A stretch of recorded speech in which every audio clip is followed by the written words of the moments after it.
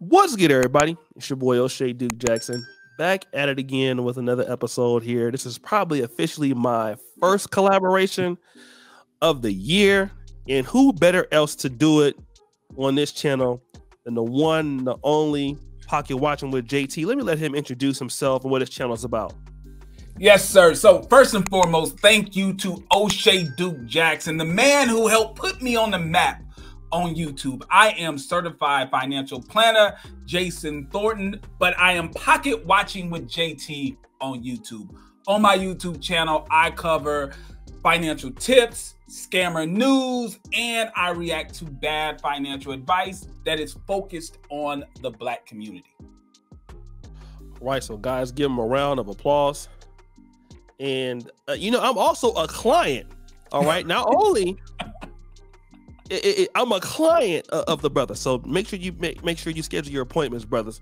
So Pocket Watching, I put up a post on the community tab because I've been seeing Boyce around here. I had to get Boyce. I'm an on Boyce.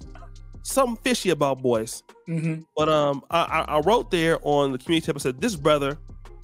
They say that this brother, Mr. J. Morrison, stole a lot of money from our people, and they are telling me Dr. Boyce Watkins was also a part of this also. Right. Now I need to get my research on and drop a classic. I might need to get some help from my brother Pocket Watcher JT. Yes, sir. Now, Pocket Watcher, let me ask you a question because you specialize in this, especially in the African American community. Yes. Boyce is being called out right now as being also culpable as to what happened with the Tulsa Real Estate Fund. Let's first kind of explain what was that real estate fund and what does Boyce Watkins have to do with that fund? Absolutely. So the Tulsa Real Estate Fund was a crowd-funded investment fund. So for those of you who are unaware, normally to invest money in a type of fund like this, you would need to be what's referred to as an accredited investor, someone who has a net worth of at least $1 million, not including your personal home, or someone who makes around $200,000 or $250,000 a year. That was the normal case. Well, there was a new law that allowed for smaller companies and smaller investors to get into a fund like this, and it was crowdfunding. So the idea is to have people who are not accredited investors, give them an opportunity to invest in very speculative, very risky investment funds, which in my mind is not a good idea, but it was a new law.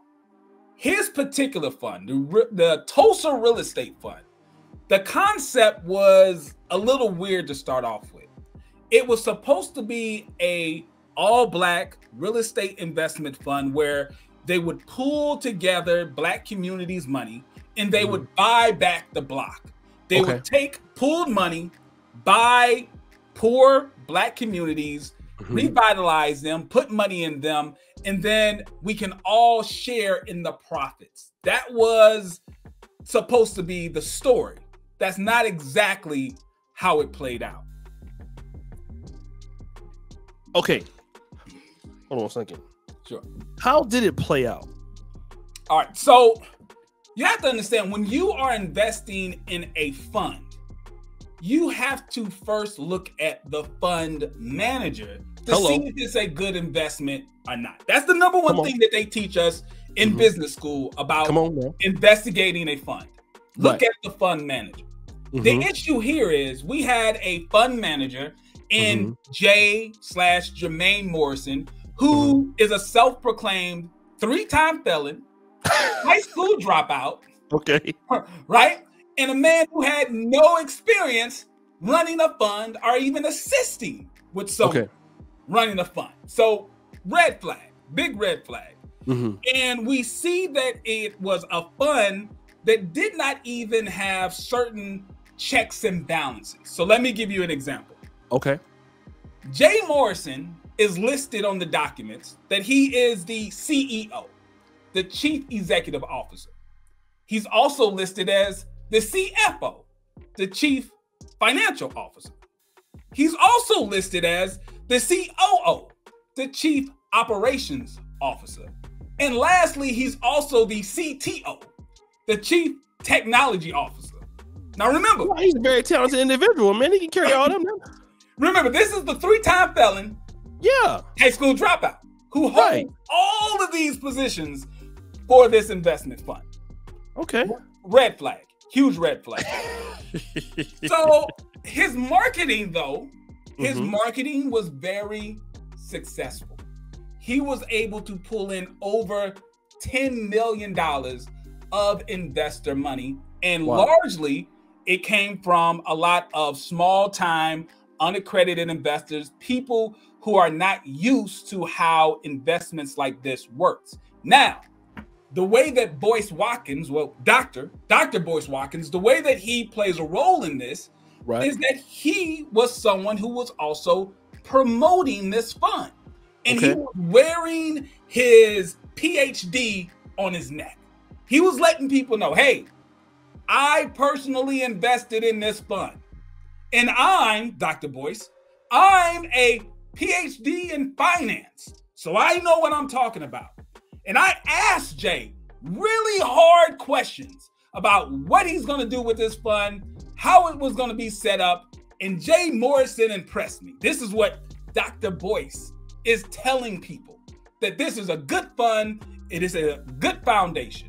Once again, 3-time felon, high school dropout, no experience whatsoever in running an investment fund at all.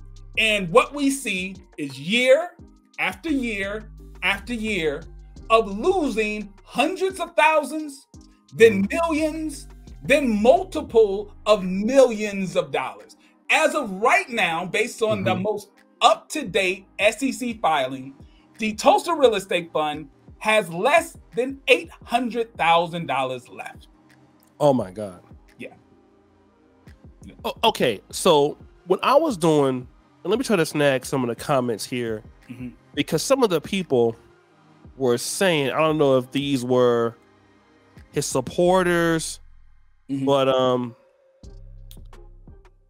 like, let's say, like, let me look at Bread and Water Savior, this comment here. We'll put this on the screen.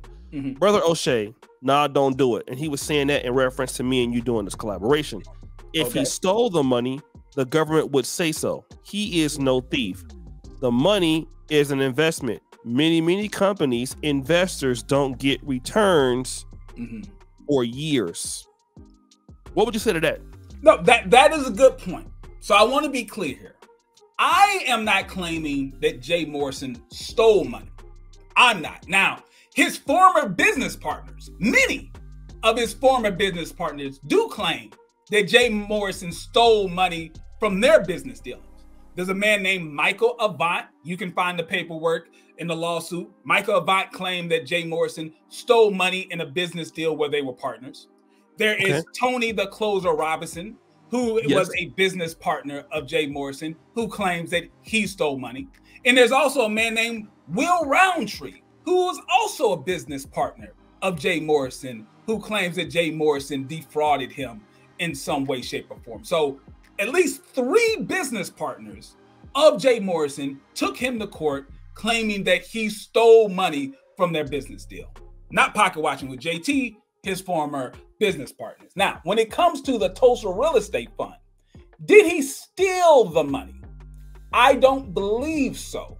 Here's the issue. And I got to give a shout out to Yvette Cornell, Tone Talks, and Eli from What Happened to Common Sense. These are people who were on their platforms from the very first day that Jay Morrison was trying to sell this fund.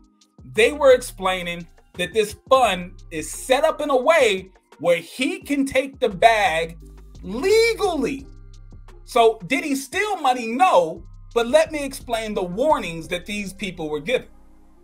Within the documents of this fund, it says that Jay Morrison has all the control of how the money is spent. Okay. He can do virtually anything he wants to do with the money. Let me give you an example. The fund has spent multiples of millions of dollars. Not a whole lot on buying real estate. We're talking about multiples of millions of dollars on marketing and general and administrative fees. Now, you should ask yourself the question, well, who are they using as the marketing company for the fund? Well, it's said that the company that is being paid these millions of dollars for marketing is Jay Morrison's other company. Whoa! So it's perfectly legal. It's perfectly legal. Yes. He can do whatever he wants, but if he has one of his companies as the company that the fund is paying for marketing, and they're spending millions and millions of dollars on marketing, well, it's not stealing the money, but it's finding a way to funnel money from the fund to another entity that he controls. Okay, so let me ask you this, because Yvette Carnell, I believe she went to Howard University with a bachelor's of science, and I don't know what it is, political science, something like that. Very smart lady. Tone Talks went to, I believe, UCLA undergrad, and he's a Juris Doctorate from Loyola Marymount. He's a JD. Now, both of the, and Eli, I don't know what his background is. I just saw him dunking a basketball on one of his old highlight clips or something like that. I know he's a tall guy. Very, very tall, but very sharp individual. Yes, sir. Oh, yeah. He's a very astute man. No doubt about that. Yeah. Now, these people would not be, at least on paper, equivalent to somebody such as Boyce Watkins, when I believe he has a PhD in finance. And I believe the year that he received it, he was the only African American in the States that got that conferred upon him that year. So how is it that non-financial people can say no, but somebody who has taught at the University of Munich in Germany, he's taught at Syracuse, he's taught at all these big universities, how can he not see that, but Yvette Carnell and Tone and Eli can't?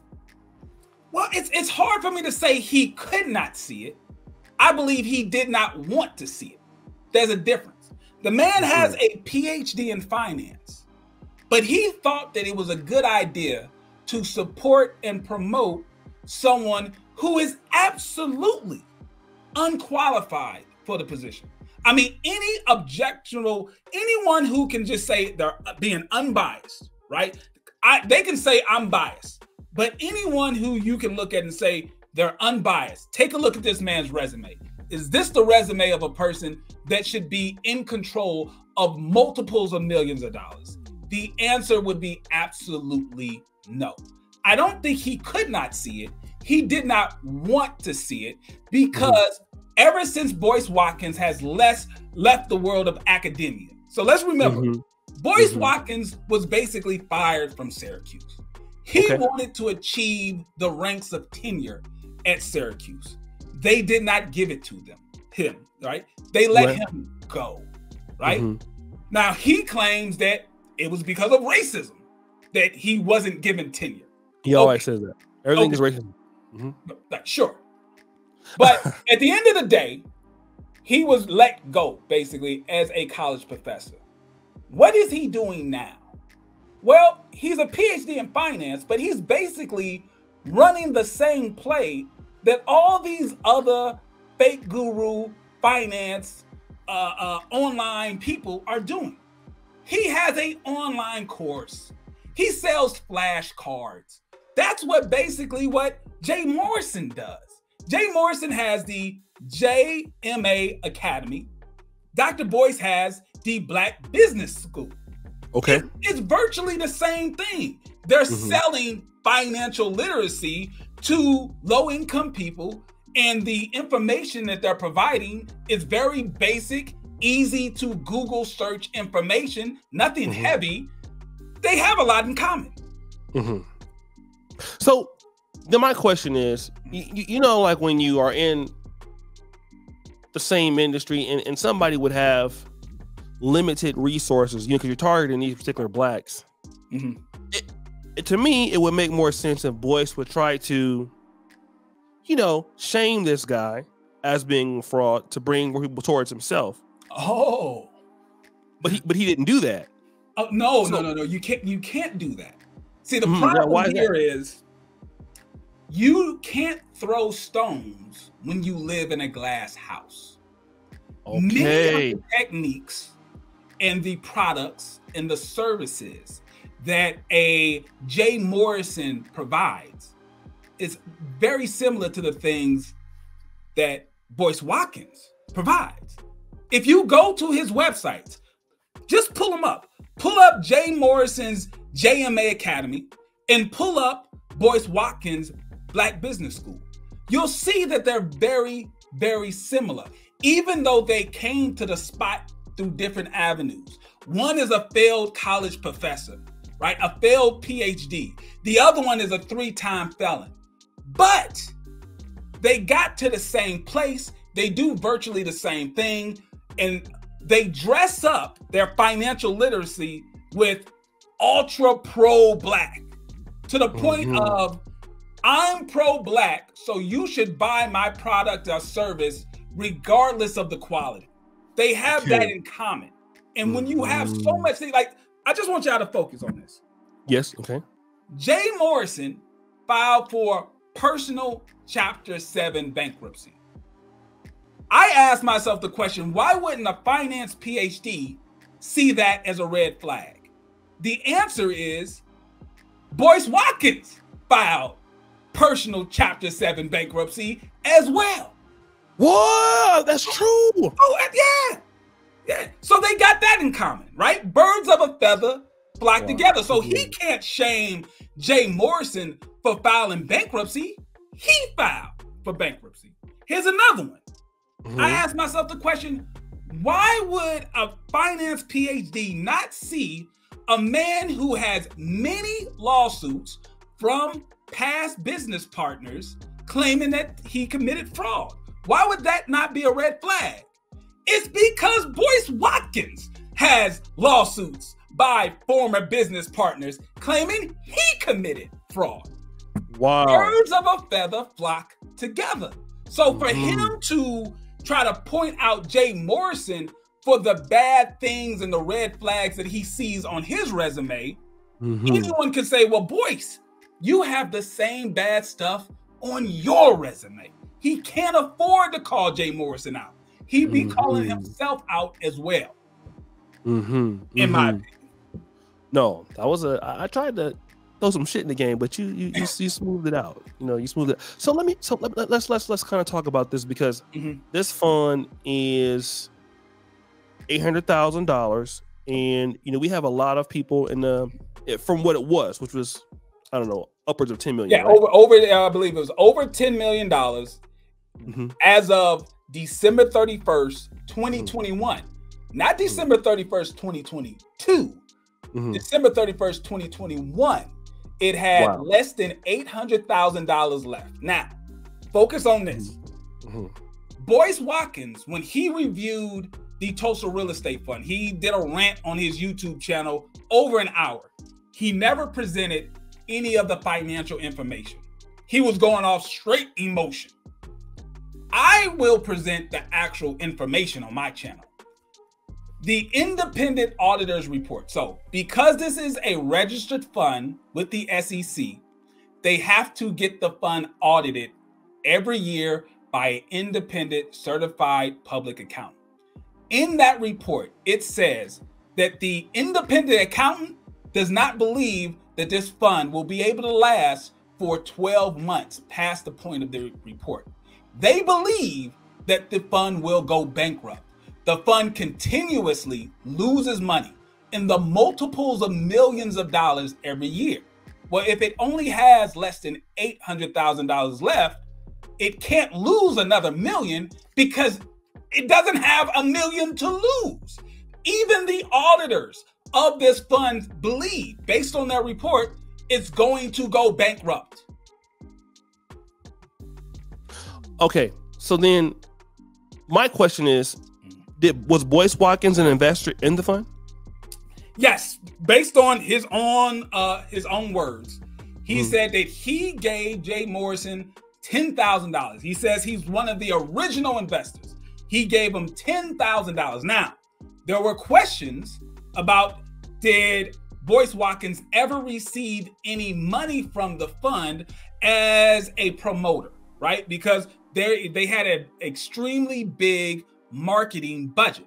Now, I never heard Boyce Watkins ever directly answer the question, was he ever a vendor or an independent contractor being paid as a endorser of the fund? I never heard him answer that question, but he did say he gave the fund $10,000 in the very early stages. Let me remind you, in the very early stages, Jay Morrison filed for personal bankruptcy. So while Boyce Watkins, wait a minute, in the early stages of the fund, right, he filed for personal bankruptcy. He filed for personal bankruptcy 30 days after starting the fund. Okay, so during the time that Boyce Watkins was handing over a $10,000 check, Jay Morrison was in bankruptcy. He already was declaring that he does not have the ability to manage his own money. Why would you ever trust him to manage your money? Okay, let me ask you this, because we had a small conversation before, and so people will want to know, Jay had this fund at a certain amount of money, then it decreased. So what was Jay Morrison doing during the time he should have been managing the fund? What was he participating in? Great question. You would believe that a man who has absolutely no experience whatsoever in managing a fund would dedicate all his time, all his effort in trying to make this fund a success. But instead of doing that, Jay Morrison found all these different side projects to get involved with. During the very time that Jay Morrison should have been trying to assemble a team of qualified advisors to help him manage this $10 million plus fund, Jay Morrison decided to start an all-black political party. That was on his radar. Not managing the money that all-black political party. An all-black political party. You know the name of it? He was also going to fight for reparations. I forget the name of it. You can Google it and find it. Obviously, it's really defunct. It doesn't really exist other in name. But I mean, let's be real about this. This guy is finding all these other things. Then he jumped into the reparations movement, right? After starting up the failed political party, he's now talking about, we're going to fight for reparations. He's going to pull everyone together, and we're going to go to the African Union. We're going to go to the United Union, and we're going to fight for reparations, and we're going to bring, like, all of these things. I can say they're somewhat noble causes. I get it. Do African Americans, do Black Americans deserve more political party? Absolutely. Right? We need more political power, right? We also need and should fight for reparations. I got it. But he should have left that for people who are, one, more qualified, and two, they don't already have the work of trying to manage multiples of millions of dollars from investors. I feel as if he was finding all these side projects to do because he was just overwhelmed with the actual job of being a fund manager. I see. What is Jay Morrison doing now? Well, I mean, from what I see, based on the information that I have, the independent auditor's report said that this fund will most likely go bankrupt within around 12 months. Okay. So he decided it's time to raise some more money. So for the same fund. He's actively starting up another fund to get more money. So this is the Tulsa Real Estate Fund 2, right? Tulsa Real Estate Fund 2. He's actively taking pledges, right? It's not open for investors just yet, but he is taking pledges. You can go to his website. You can give him your personal information, and he'll contact you when it's time to send the check. So honestly, I don't believe he's going to be able to raise enough money in the second round to be able to dig the first fund out of bankruptcy. It's going to fail. Investors are going to lose their money. But the saddest part is people who never invested before, they were excited about this. They joined this. They gave their money.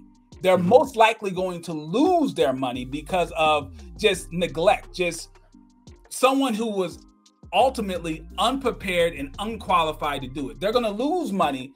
And my personal fear is that person is now going to hate the concept of investing. They're going to hate the concept of trying to build wealth because they're going to believe everything's a scam. And he's actually going to set Black people back further in trying to build wealth because of his inability to do what he claimed he was going to do.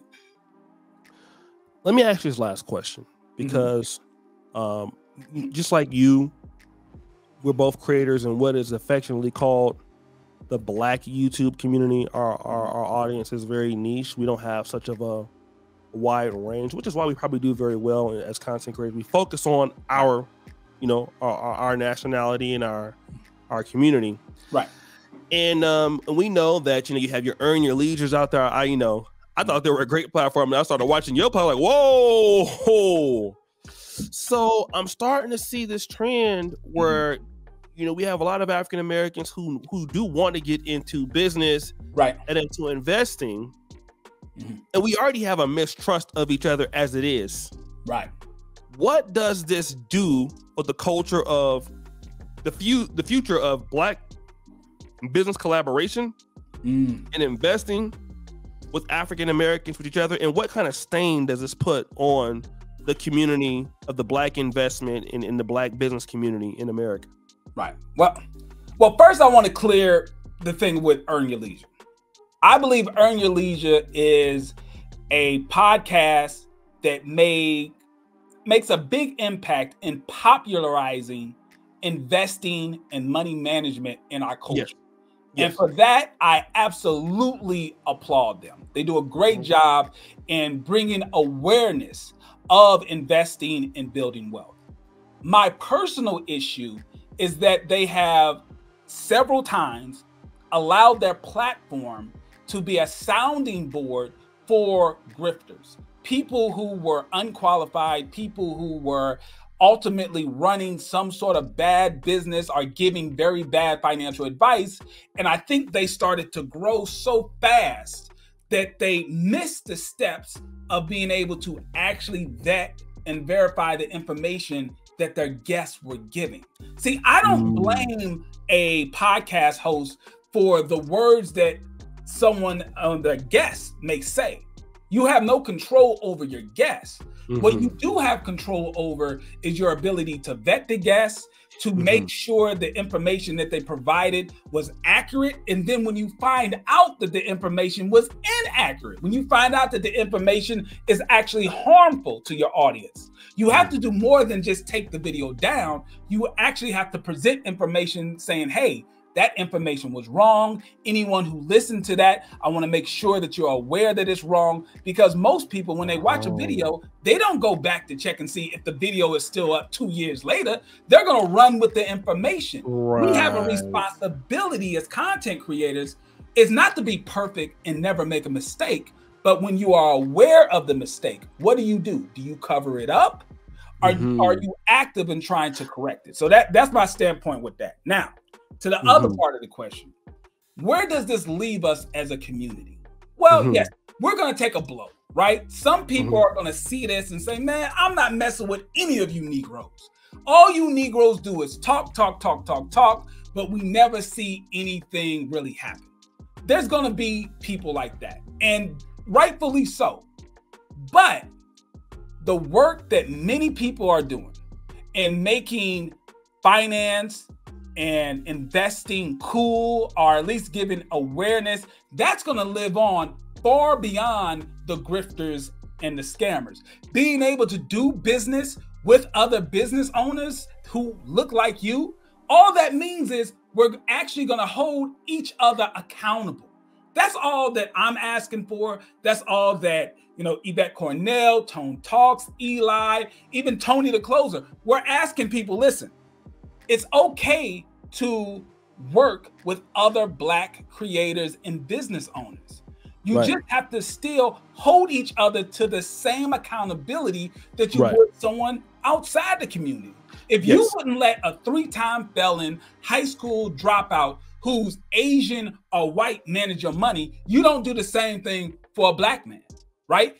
All things being equal, yes, you always bet on Black when all things are being equal. But you don't lower your standards. That's the lesson we're learning. Great point. This is Pocket Watch. I remember when we first did first interview. How many subscribers did you have? Like 800? I had just around 800, 900. I was on the edge of getting 1,000. Yes. That video, I don't know how good that video did, but it did very well. It did very well for me because I went from 1,000 to 4,000. But you're still the most thorough guy, man.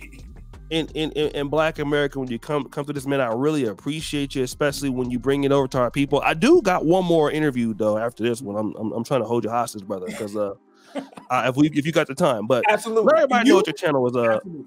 For me, okay. What let everybody know why they should subscribe to your channel.